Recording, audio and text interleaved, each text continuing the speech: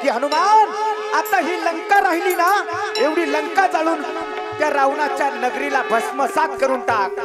बस देवाचा निरोप मला त्रिजटेच्या मुखातून कळाला.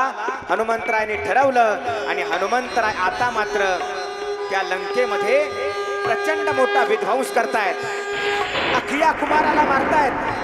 इंद्रजित नावाचा रावणाचा मुलगा ज्यानं भर तारुण्यामध्ये इंद्रावर विजय मिळवला होता, तो इंद्रजित आला, त्यालाही प्रचंड मारहाण केली. परंतु रावणाच्या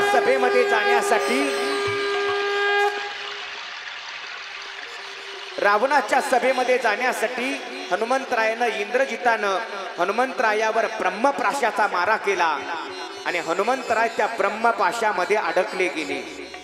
हनुमंतरायाला ब्रह्मपाश काहीच करू शकत नव्हते, पण हनुमंतरायाला रावणाच्या दरबारामध्ये जायचं होतं आणि रावणाची मुलाखत घ्यायची होती.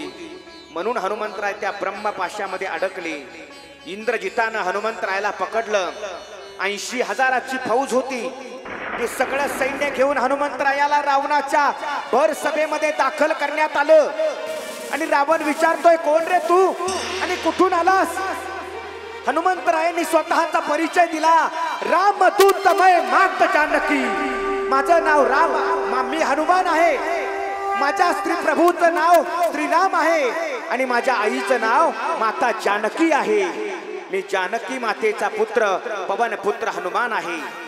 कारण हनुमंतरायांनी आणि तिचा पती राम, त्याचा तू सेवक आहेस का? याला मृत्यूदंड दिला पाहिजे. सैनिकांनो, याला मृत्यूदंड द्या. पण त्याच सभेमध्ये एक वैष्णव उभा राहिला. त्याचं नाव होतं विभीषण. आणि दूताला मृत्यूदंड देणं हा अपराध आहे. तुम्ही एखाद्या दूताला मृत्यूदंड देऊ शकत नाही. मग एक काम करा म्हटले, या माकडाला आपली शेपटी प्रिय आहे ना, या माकडाच्या शेपटीला आग लावा. आता मात्र सगळ्या लंकेतले सगळे व्यापारी एकत्र झाले. कोणी कापड व्यापारी आलं, कापड देऊ लागलं. कोणी किराणा दुकानदार आले, तेलाचे डबे देऊ लागले. अरे आमच्याकडनं कापलं घ्या, तेल घ्या, पण या वानराला अद्दल घडवा. यांना प्रचंड मोठा हैदोस या लंकेमध्ये माजवलाय. हनुमंतराया काहीच करत नव्हते. फक्त ज्यानं तेलाचे डबे दिले त्याचा चेहरा पाहत होते. ज्यानं कापडं दिली त्याच्याकडे बघत होते. कोणी कापडं दिली, कोणा तेलाचे डबे दिले. आणि ज्या वेळेला हनुमंतरायाच्या शेपटीला आग लावली, हनुमंतराय ब्रह्मपाशात होते. स्वतःला छोटं केलं, ब्रह्मपाशातून अलगद बाहेर निघले. का? ब्रह्मदेव म्हणजे ब्रह्मदेवानं हनुमंतरायाला वरदान दिलं होतं, माझे पाश तुला काही करणार नाही. हनुमंतराय छोटे झाले, त्या पाशातून बाहेर पडले आणि हनुमंतरायानं एकच गर्जना केली, जय श्रीराम, जय श्रीराम. हनुमंतरायानं उड्डाण केलं. ज्या व्यापाऱ्यानं कपडा दिला होता, ज्या व्यापाऱ्यानं कपडा दिला होता पहिल्यांदा, त्या व्यापाऱ्याच्या घरात आपली शेपटी घालायचे, त्याच्या घराला आग लावायचे, परत शेपटी बाहेर काढायचे.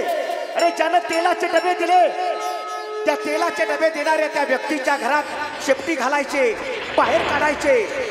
लंकेच्या राजा रावणाला कळालं, अरे या माकडानं हैदोस मांडलाय. लंकेचा राजा रावण आपल्या सिंहासनावर उठून बसला. तसं हनुमंतरायानं आपली शेपटी वाढवली आणि त्या रावणाच्या दाढीपर्यंत नेली आणि दाढीलाच रावणाच्या हनुमंतरायानं आग लावली. तुकोबरायांना म्हणावं लागलं, हनुमंत महाबळी, दाढी रावणाची जाडी. आणि हे सगळं कृत्य करत असताना अचानक एका भिंतीला हनुमंतरायानं लात मारली. हो ऐका, शांत ऐका. आता एका भिंतीला हनुमंतरायानं लात मारली तर त्या भिंतीमधनं शनिदेव भगवान बाहेर पडली. विचारलं हनुमंतरायानं, काय झालंय? शनिदेव सांगतात, हनुमंतराया, या पापी रावणानं मला या भिंतीमध्ये डांबून ठेवलं होतं. बाहेरनं सोन्याचा मुलामा लावला आणि म्हणून आजपर्यंत मी या भिंतीमध्ये डांबून राहिलो. हनुमंतराया, तुम्ही मला मुक्त केलं, सांगा ना मी तुमची काय सेवा करू? हनुमंतराय म्हणू लागले, हे शनिदेव, एकच करा. ही रावणाची जी सगळी सोन्याची पिवळी लंका आहे ना, ही सगळी लंका, इस पीली लंका को सिर्फ काला कर दो, बस इतनी ही कृपा कर दो. शनिदेवानं रावणाच्या लंकेकडे आपली कुदृष्टी टाकली आणि पिवळी असणारी लंका एका क्षणात काळी झाली बुवा. रावणाची दाढीही जळाली आणि रावणाची माडीही जळाली, काळी राख होऊन गेली रावणाच्या लंकेची. हा पराक्रम कुणी केलाय? त्या पराक्रम करणाऱ्या हनुमंतरायाचं एकदा सर्वांनी भजन करायचंय. बजरंग बली हनुमान की, संकट मोचन हनुमान की. सगळ्यांनी आता टाळी वाजवून भजन करायचं एकदा, आणि आपण नंतर कथेला थोडा कथाभाग पाहून कथेला पूर्णविराम देणार आहोत. सर्वांनी भजन.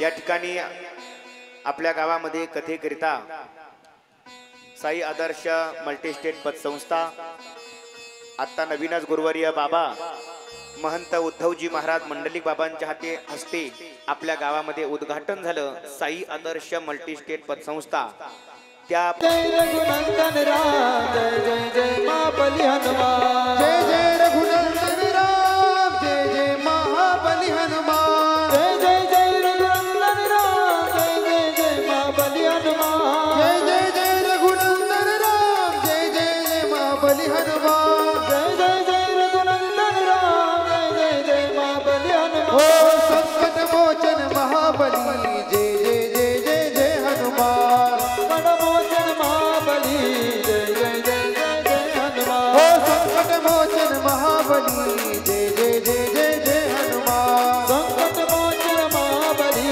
जय जय जय जय जय हनुमान.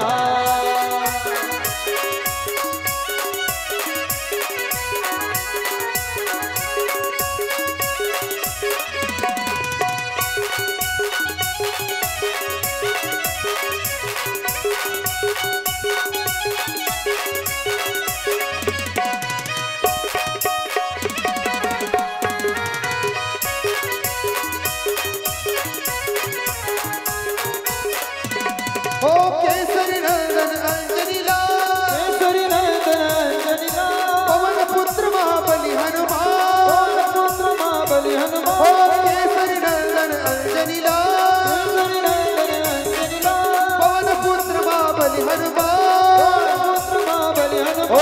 जय जय जय रघुनंदन राम, जय जय जय महाबली हनुमान, जय जय जय जय रघुनंदन, जय जय जय महाबली हो हनुमान. जय जय जय रघुनंदन राम, जय जय महाबली हनुमान, जय जय जय रघुनंदन राम, जय जय जय महाबली हनुमान.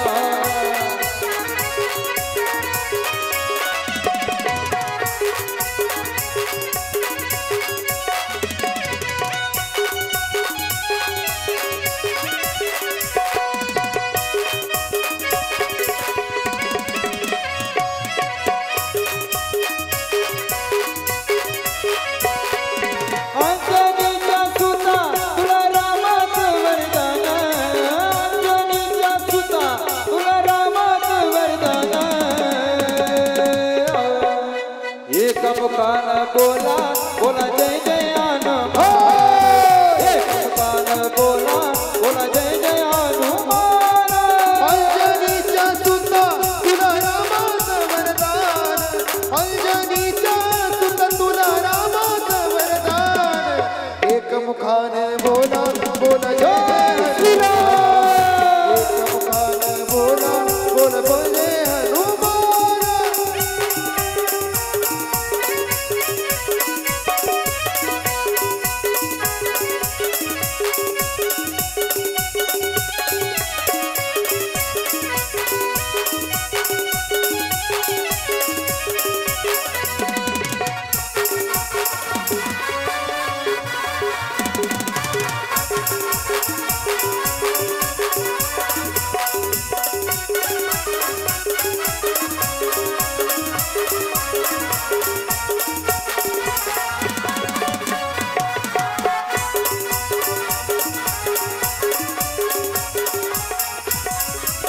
दिव्य तुझी राम भक्ती, भव्य तुझी काया, बालपणी गेला तू सूर्याला धराया. बालपणी गेला तू सूर्याला धराया, बालपणी गेला तू सूर्याला धराया.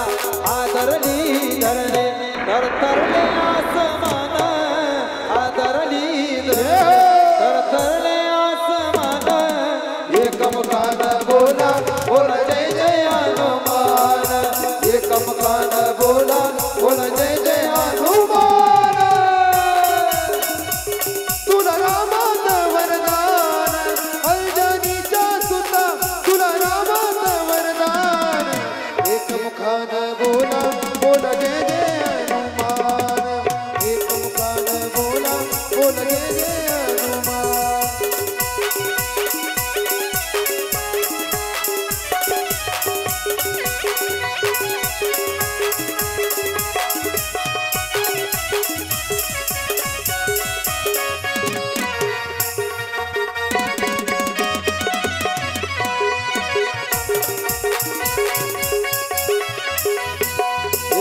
लक्ष्मणाले मरच्या लागोनी यपान रोनगिरी साठी राया केलं संचान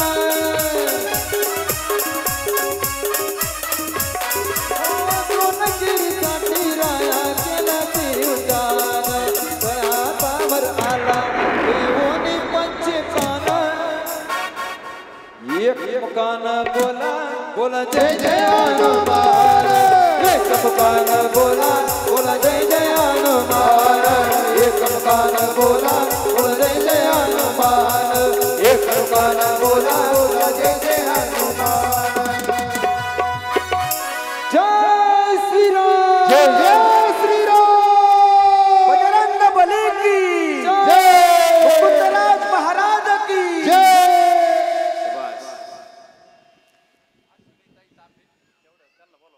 आदरणीय अश्विनीताई तांबे, हरिभक्तीपरायण अश्विनीताई तांबे यांना विनंती आहे, आपण स्टेजवर येण्याची कृपा करा.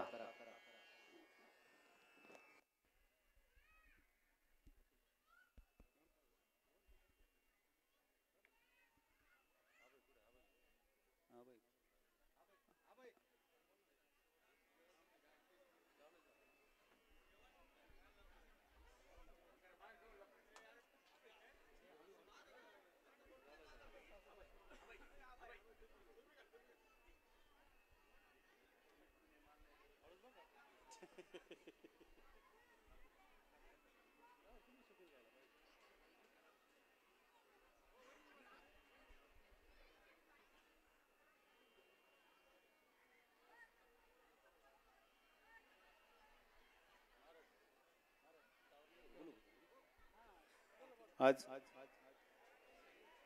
या ठिकाणी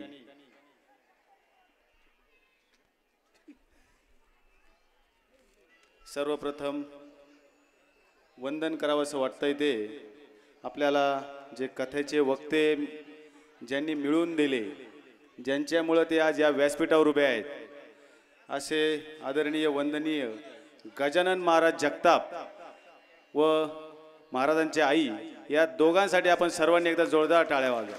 त्या दोघांमुळे आपल्याला हा हिरा आपल्या हे महाराज आपल्या समोर येऊन आपल्या एवढी चांगली कथा आपल्याला सर्व सांगतायत.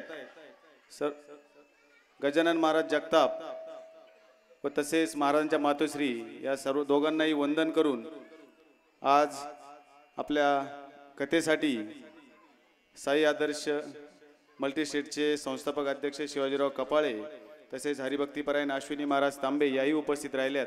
त्याबद्दल समस्त ग्रामस्थ दाड बुद्रुक यांच्या वतीनं मी त्यांचं सहर्ष स्वागत करतो आणि आभार मानतो. तसेच आज पाऊस असतानाही आपण सर्वजण एवढ्या मोठ्या प्रमाणात या ठिकाणी उपस्थित राहून या कथेचा आस्वाद घेतला, त्याबद्दल मी सर्वांचे खूप आभार मानतो आणि आपल्या स्वतःसाठी एकदा टाळी वाजवायची सर्वांना विनंती करतो. या कथेचं यशस्वी होण्यासाठी सर्वांनी अहोरात्र कष्ट घेतलेले, सगळं ग्रामस्थांनी या ठिकाणी कष्ट घेतलेले आहेत. या सर्वांचे या ठिकाणी मी आभार मानतो. आज हा आपला कथेचा चौथा दिवस आहे. कथा पहिल्या दिवसापासून तर चौथ्या दिवसपर्यंत वर चाललेली आहे आणि गर्दीचा उच्चांक होत आहे. एवढ्या पावसात देखील आपण सर्व महिलांची अवस्था पाहत होतो. एका पायावर मागच्या महिला बसलेल्या आहे, पुढच्या अगदी आरामात बसलेल्या आहे. जे वॉटरप्रूफ मंडप आहे, पण मागच्या महिलांची हाल होत होती तरी ते हटल्या नाही. आणि आज महाराज कालच्यापेक्षा थोडी गर्दी कमी आहे पावसामुळं, पण तरी पावसाच्या मानानं भरपूर गर्दी आहे. आणि हा कथेचा कार्यक्रम निश्चितच अजून पुढे जाईल. आणि आपले आई वडील आणि आपले गावकरी सर्व इथं आलं, त्यांचे मी सर्वांचे स्वागत करतो आणि आभार मानतो. तसेच आमचे शिवाजीराव कपाळे असतील, तेही आले, त्यांचेही आभार मानतो. आणि एक विशेष सूचना देण्यासाठी मी उभा आहे. तर परवा दिवशी सोमवारी आपली दिंडी जाणार आहे सकाळी 8:30 वाजता.